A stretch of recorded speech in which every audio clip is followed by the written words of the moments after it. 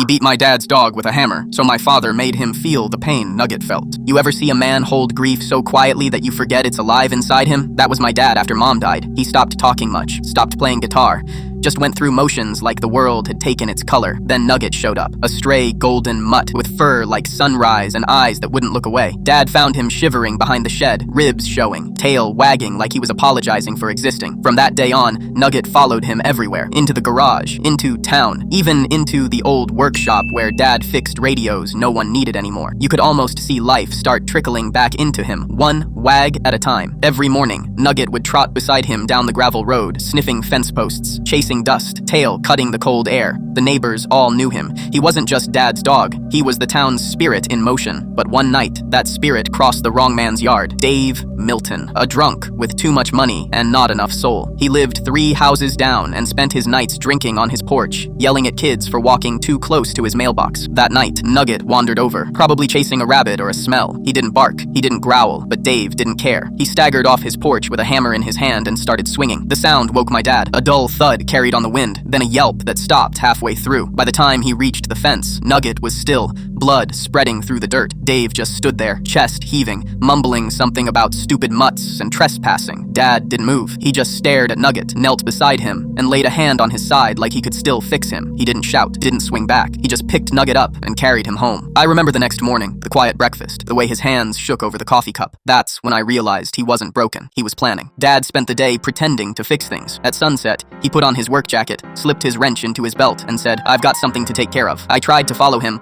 but he gave me the kind of look that stops air in your chest. He walked down the road, past the old mill, right up to Dave's porch. The story of what happened next spread fast, though no one told it to the cops. People said Dad didn't knock, he just walked in. They said Dave tried to swing first, but Dad caught his arm midair and broke it clean. They said he made him sit in that same chair he used to drink on and stare at the bloodstains still on the ground outside. No one knows exactly what Dad said, only that it was calm, that he talked about mercy, about pain, about how Nugget had been the only living thing that made him feel human again. Then he lifted the same hammer off Dave's porch railing and swung hard at his legs. The yell was so loud I swear everyone in the whole town heard. After that, Dave was never heard of again. The sheriff asked questions, but everyone had the same answer. Didn't see a thing, didn't even know what happened.